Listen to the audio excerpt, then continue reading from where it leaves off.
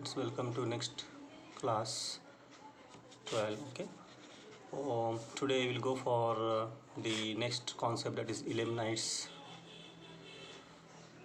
and perovskite. Okay, so these two concepts we will see. So before completing these two, so we will complete the previous video, that is garnets. Okay, so if you see the magnetic property of these garnets, magnetic property of these garnets. So these garnets are having interesting magnetic property. When you have in the general formula, when you have the lanthanide series like yttrium, Sm, Gd, okay, Tb, Dy, Ho, Er, okay, Tm, Yb, Lu. Okay, that is your lanthanide series. So yttrium, samarium, gadolinium, terbium, dysprosium, holmium, erbium, tertium, terbium, and lutetium. Okay, so these elements, if it is having in the A position from the general formula, then you can see that these garnets are going to have a very magnificent interesting magnetic property. Okay, the best example in this garnets is Yig. Okay, so that is yttrium, yttrium iron garnets. Okay, so this is nothing but your yttrium iron garnets. Okay, most in the magnetic property, this is asked in most Yig. So and usually if A is this, then B will be iron, that is B Fe plus 3. This is common here. Okay, so then only it is showing the magnetic properties. Okay, Y will be this lanthanide series and B will be Fe plus 3. And then one more is there, iron garnet. Okay, in we also call this as a iron garnet, and I will write here iron garnets. Okay, so here you can see here one third of this Fe5 Fe, this has so this one has the iron garnet, so this has the BCC cell, BCC, okay, body centered cubic cell here, and with a value of A of 12.37 Armstrong. Okay, so value of that cell perimeter will have the 12.37 Armstrong here. Okay, and if you see the yttrium iron garnet here, and most of the rare earth garnets, okay, rare earth garnets, they are ferrimagnetic. So this is important, usually they are ferrimagnetic with Curie temperature, that is your Tc, Curie temperature of 548 degree. Okay, 548 to 578 Kelvin. Okay, so this is what about the Curie temperature, ferrimagnetic in nature. And if you see the mu value, that is magnetic moment of Yig, yttrium iron garnet, it is 5 Bohr magneton. Okay, and for gadolinium it is gadolinium plus 3 state. Okay, so for which is a F7 system. Okay, F7 system, the mu of this gadolinium is 7 Bohr magneton. Okay, 7 Bohr magneton. So like this, so they show very good magnetic properties. Okay, and if you see the net magnetic moment, if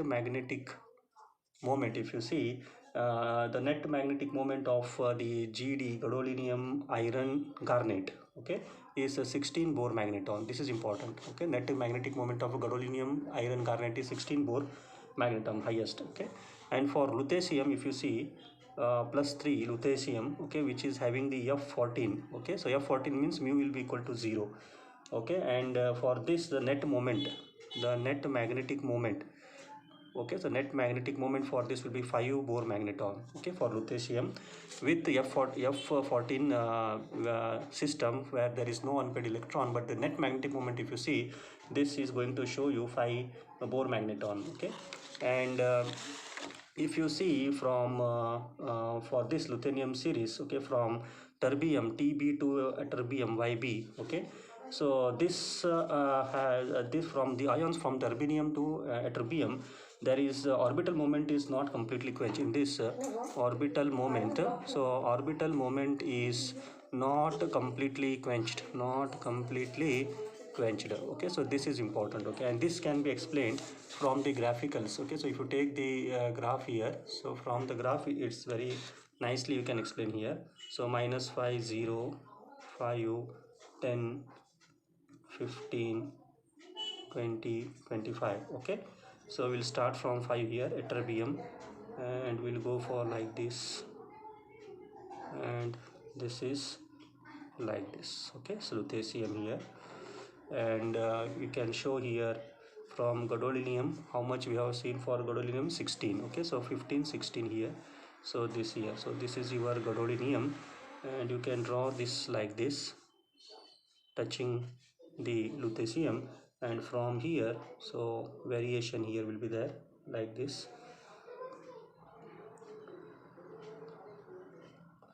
Then you can see something like this. Okay, so this is your TB, DY, HO, ER. Okay, so TM, YB, LU, like this. Okay, so you can see three lines are there, one this one dotted lines inside, and I will take it as something big like this only, so some different like this. Okay, so if I take this as a one first line, okay, and this I will take it as a second line here. Okay, and this I will take it as a third graph. Okay, now this is first, this is second, and inside this you can see this is third, so I will take in this way. Okay, so where explanation is here. Now if I take this three, so the first what you see here, the first here, that the variation of magnetic moment at 0 Kelvin, so variation of magnetic moment. Okay, this graph represents variation of the magnetic moment at 0 Kelvin of garnet, Okay, now here curve 1, if you see this curve 1 here, so what is this curve 1? This is calculated spin plus orbital formula. This is calculated for spin plus orbital formula. Okay, curve 1, this one is calculated for spin plus orbital formula. Okay, and curve 2, this curve 2, where it is this one. Okay, from gadolinium to straight away to lutetium, this is spin only formula, this is spin only formula. Okay, this curve 2 from straight away from here to lutetium, this is spin only formula. And third, curve 3, you can, this is experimental, this is found experimental, that is this one. Okay, this is between these two curves. Experimental value is found between the first one, that is spin plus orbital quenching, and the second one spin only. Okay, and that is what you can see here. So that is what from ytterbium to terbium to, that is here, terbium to ytterbium, so like this here.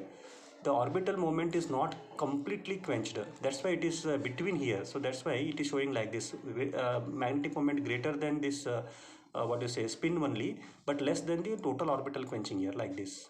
Okay, so first one, if you see variation, this is calculated spin plus orbital formula here, spin plus orbital formula is this one, this is only spin only, but from terbium to ytterbium, you can see it is in between these two. Okay, so what does this relate? This relate that from terbium to ytterbium, there is orbital momentum is not completely quenched, and that's why it is showing in between these two here. Okay, so this is what you can see, and what we have learned here.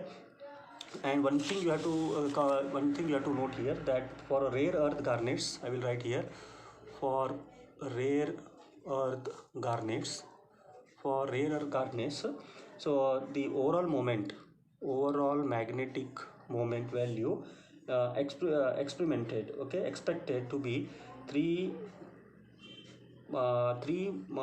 this is what, momentum minus 5 Bohr magneton. Okay, 3 mu m, so this 3 mu m, this refers to some sites. Okay, that is 24C momenta and 24C, like this is not so important, this mu m reference to the sites. Okay, so that is not important, but this is for all rare earth garnets, the overall magnets will be 3m minus 5. Okay, now from this, if you see here, so gadolinium F7, which having the how many, 7 Bohr magneton. Why 7 Bohr magneton? So if you see here gadolinium, so gadolinium has how many, 16 here. Okay, so this is 16 here. So if you see here, yeah, 16 here, so it is coming to 7 here. So actually gadolinium is 7, here. So 7, if you put it here, 3 into 7 minus 5, 7 3s are 21 minus 5 16. Okay, that's why 16 is coming here. This is a net, this is a for all rare earth overall. So from overall you have to minus this one. Okay, so you are going to 16 and see here 16, you are going to see 15 16 gadolinium. Similarly lutetium, how much is 0? So lutetium 0 means how many? 3 into 0 is 0 minus 5. So that's why you see here it is coming to minus 5 like this, lutetium overall. Okay, so this is how it has been calculated from this value. Okay, 3m minus mm minus 5. So like this for gadolinium we got it for gadolinium we got it, from lutetium we got it, but from terbium to ytterbium it is somewhat not in the factor of these two. Okay, spin only and spin orbit, it is somewhat in between here. Why? Because you can see here that from terbium, for ions terbium to ytterbium, you can see the magnetic moment is not completely quenched. Okay, and mu value for this one value will be larger. So whatever for this terbium, so mu m value for this one, which one? For this terbium, what is that? Terbium to ytterbium. So the mu value you are going to find is somewhat larger. Okay, so they are larger than spin only, larger than here spin only, larger than spin only, but larger than spin only with G value is very much important. G value, gyro centric value, that is your 2, and you can see that yes. Okay, and it is a little bit less than the orbital plus spin value. So this is how we can explain the magnetic property of this garnets. Okay, so one more is very interesting here. So one more garnet magnetic property, so it is very much interesting like this. -2 -4, and you can take it from here 2 4 6 8 10 12 16, something like that. Okay, so 18 like this. So if you see here one, I will draw it here like this. Okay, so this is for the dysprosium, Dy3Fe5O12. Okay, this is a garnet of dysprosium garnet, and the magnetic property you can see here. So it's very interesting here. 100 200 300 400 500 600, something like that. Okay, now this is compensation temperature,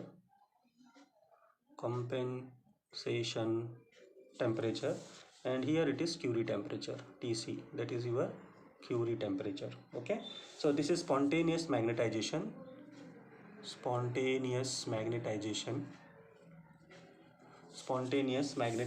of dysprosium ion garnet, of dysprosium iron garnet. Okay, so this is how we can see that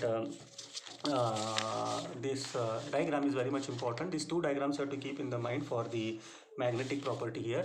Now this, what it is showing, it is showing the spontaneous moment. Okay, magnetic moment at absolute 0 here. So this is the 0 for dysprosium iron garnet, that we can write this way, DyIg, dysprosium iron garnet.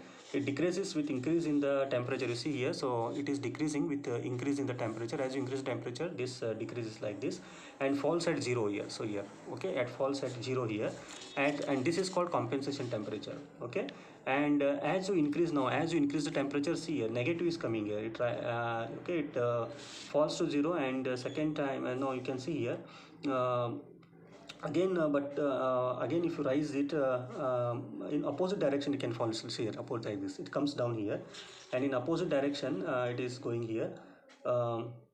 Okay, rising here, but in opposite direction here. Okay, and at one point you can see here again it falls to, second time it falls to 0 here. Again it is going to fall second time 0, and that we call as a Curie temperature. This we called as a Curie temperature. Okay, and this occurs because of spin of this occurs because of spin of rare earth sublattice. Okay, this occurs because of the spin of the rare earth sublattice randomize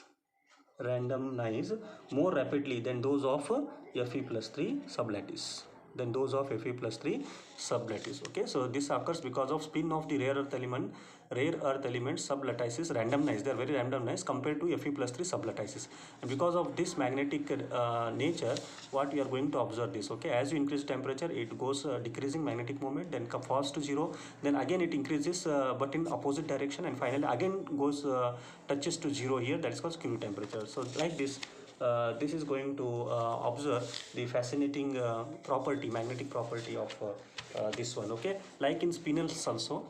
So what we learned in spinels, so the magnetic property in the spinels also is very much important here, mostly the ferrites. Okay, ferrites. So saturated magnetization, this also. So for example, Fe3O4. Okay, so we can write this Fe3O4 also as Fe2O3. Okay, so a lot of this we have learned like in the spinels here in the previous videos, but yes, definitely we have seen that magnetic property is very much important here. Saturated magnetization. So saturated magnetization. Okay, so this is very much important here. So what is the saturated magnetization calculation, if anybody asks you? So for example, same thing for ferrites. So iron, this will be in this state, whether it be normal, inverse. You know that in the previous video we have learned what is normal, inverse and mixed. So we will take this Fe plus 2 and having the Fe plus 3, one of the concept of the inverse type of spinel here, and you are having this one O4. Okay, this is one type of ferrite here. So where Fe plus 3 tetrahedral wide and octahedral Fe plus 2, Fe plus 3, that is mixed, and finally O4 is there. Okay, so this is one type of spinel here, and if you want to calculate now here, see saturated magnetization. Okay, saturated magnetization, then how we'll do it? Okay, now here you have to calculate tetrahedral wide. Should know the tetrahedral wide. So tetrahedral wide, which is outside the bracket. Okay, outside the bracket. So which is outside the bracket here? This one. So this is going to have in tetrahedral wide, we know that. Okay, and obviously, so this 2 will be in the octahedral wide, where Fe plus 2 you calculate it. Okay, Fe plus 2 is what here? So 3d. So how many electrons? 6 electron will be there definitely. So you can put it into this 6 electron. 1 2 3 1 2 3 4 5 1 2 3 4 5 6. That means how many unpaired electron is there? 4 unpaired electron will be there. So that is having 4 Bohr magneton value. Okay, Fe plus 2. Similarly, you calculate for Fe plus 3. So Fe plus 3 means d5 system. So 5 electron will be there. Valence 1 2 3 4 5 1 2 3 4 5. That means 5 unpaired electrons means 5 Bohr magneton. Okay, so this is how for this it is got here like this. That is, one is 4 and one is 5 Bohr magneton magnetic property we got for this typical ferrite spinel here. Now finally, if the total, if you want to calculate now total magnetic moment value for this, so what will happen? That is nothing but magnetic moment of octahedral minus magnetic moment of tetrahedral. So that will give you total. Now how many magnetic octahedral, how much we calculated? 5 plus 4, that is your 9, minus the magnetic moment of tetrahedral, that is outside the sphere here. Fe plus 3 means what is Fe plus 3? So 5. So that is your 5.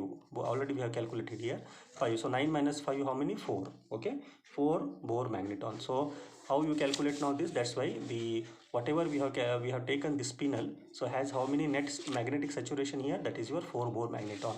So this is how most of the spinels here so are also acting as a very good what you say magnetic property. Okay, ferrimagnetic, ferromagnetic, like this. So this is also but most of this is got saturated magnetization in the spinels is very much important, and that is how you can calculate in this way. Okay, and you have to remember that in the spinels, okay, this is very much sometimes you require this that is your 1 unit of spinel. I will write here 1 unit of spinel. Okay, so 1 unit of the spinel has 8 FCC. Okay, it's having the 8 FCC unit. Okay, so now if you see the oxide ions which occupies the FCC lattices, okay, O minus 2 oxide ion in these spinels which occupy the FCC lattice molecules. So how many it will be? So that is your 8 FCC unit will be there. So 8 into 4 lattice will be there. 8 4 is 32. That is 32 lattice points. In 32 lattice points, you can see that the oxide ions will be lattice points will be present here. Similarly, if you want to calculate for A plus 2 now divalent ions which is occupy 1/8 of tetrahedral sites. Okay, now this A plus 2 ion in spinels are occupying 1/8 of the tetrahedral sites. That means how you calculate it for 1 unit, you know 1 unit of FCC, 8 tetrahedral voids will be there. So 8 into 1 by 8 into 8. So that means how much it will be? 8 lattice points. Okay, 8 lattice point. That means your A plus 2 is obtained in 8 lattice points. Oxide will obtain in 32 lattice points. Now what is remained here? That is B plus 3 trivalent. So it occupies half of the octahedral points. Okay, half of the octahedral points. And if you see number of B plus 3 cation now here, half of the octahedral points, then how octahedral points mean how much it will be? Half into 4 into 8, because octahedral sites will be how many? 4. Or tetrahedral will be 8 FCs, 8 will be there. That 1 by 8 of the tetrahedral sites. So how many will be there? 8 will be there. But octahedral sites, how much will be there for the FCC? 4. Okay, so how you calculate here? Double will be tetrahedral side. That's why, so 2 2 4 2 2 are 4 4 8 is 16. Okay, so 16 lattice points, 16 lattice points, A plus 3 will be there. That means overall if you see the that is your A is to B is to X, which is a general formula of spinels. Now how much we got it here? That is the thing, but 8 is to 16 is to 32. Okay, so that is nothing but 1 is to 2 is to 4, 1 is to 2 is to 4, and that's why the general formula for spinels will be A, okay, then 2, that is B2 X4, like this. A, which is got 1, B2 X4. Okay, now how you got this general formula for spinels is like this. Okay, so you should know this type of working here also, and the magnetization, how the magnetization will be, such magnetization will be there for the spinels, for the garnets. Okay, like this. And this is very complicated. This is okay, but when we go for now ilmenitites and perovskites, okay, this is very simple, so very complicated I can say. So if you see the ilmenitites and perovskites, okay, ilmenitites and the perovskites, SKITES, ilmenitites and the perovskites here. So they are having somewhat the complex, okay, very complex magnetic properties. Okay, so even this ilmenitites, so ilmenitites has the formula of AbO3. Okay, so where you can see the A will be iron, cobalt, nickel, cadmium, magnesium. Okay, and this B will be titanium, rhodium, manganese, like this. Okay, and they have the structural that of corundum. This ilmenitites has the corundum structure. Okay, what is that corundum? Alpha Al2O3 type of structure. Okay, and symmetry is rhombohedral. Symmetry will be rhombohedral symmetry, and it has the HCP, that is hexagonal close packed array of oxide ion. Okay, and the cation, they are occupying 2/3 of the, so here the cation are occupying two-third of the octahedral sites, This is all about the ilmenitites. Okay, and if you see the perovskites, okay, so perovskites, this structure are example for this is strontium, titanium oxide, like this. Okay, or this is how structure will be like of the strontium, and some oxides containing Fe plus 3 also, Fe plus 3 and Mn plus 3 plus 4. Okay, they have these perovskite structures. Okay, and the ferromagnetic properties, and they have mostly the ferromagnetic properties. This also you have to keep in mind. And they are mixed means how? So here you can see La plus 3, Mn plus 3, O3, like this. Okay, and A plus 2, Mn plus 4, O3. Okay, so like this, they are in the mixed form, peroxides, and they form which form the double substitution solid solution. They are going to form the double substitution solid solution. Okay, what is that? So La 1 minus x plus 3, A of x plus 2, Mn plus 3, 1 minus x, Mn x plus 4, O3, like this. Okay, so this is how they are going to form the double solid solutions. Okay, the larger La plus 3 here, okay, lanthanum, the larger La plus 3, A plus 2. Okay, so where A is nothing but your calcium, strontium, barium plus 2, cadmium plus 2, lead plus 2, like this. Okay, so these ions occupy 12 coordinate sites. These all ions are occupying 12 coordinate sites. They are occupying 12 coordinate sites here. Okay, and Mn plus 3 plus 4. So here Mn plus 3 or plus 4, Mn plus 3 plus 4. So they occupy octahedral sites. They occupy octahedral sites. Okay, and if you see the magnetic property of this crystal chemistry, okay, chemistry, if you see of this ilmenitites and perovskites, the magnetic properties, like in garnets and we have learned spinels, we have learned. So like this here in ilmenitites and magnetites, if you see the magnetic properties or crystal chemistry,